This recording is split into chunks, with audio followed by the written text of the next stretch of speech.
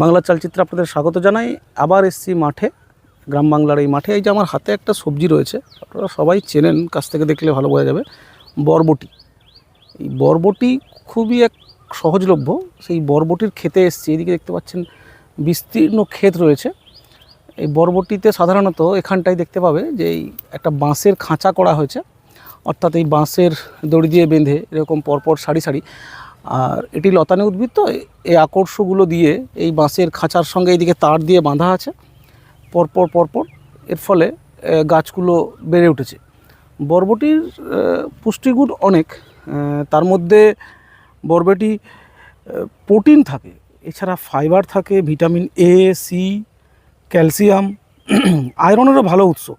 এটা হজম শক্তি বাড়ায়, রক্তশূন্যতা প্রতিরোধ করে এবং হাড় মজবুত রাখে। বরবটি খুব মিষ্টি এবং সুস্বাদু হয়। বরবটি পশ্চিমবাংলায় সব হাটে বাজারে পাওয়া যায়।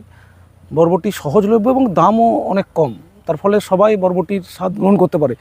বরবটি ভাজা হিসেবে অনেকে খায়, কেউ তরকারি হিসেবে খায়, আবার অনেকে 5 রকম সবজির সাথে বরবটি মিশিয়ে বরবটি চাষ করে।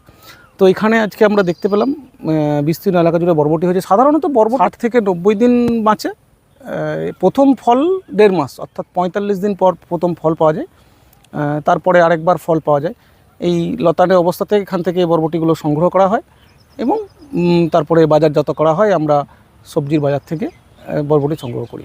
তাই আজ মাঠের বরবটি ক্ষেত দেখে খুব ভালো লাগলো, তাই আপনাদেরও দেখালাম। ধন্যবাদ।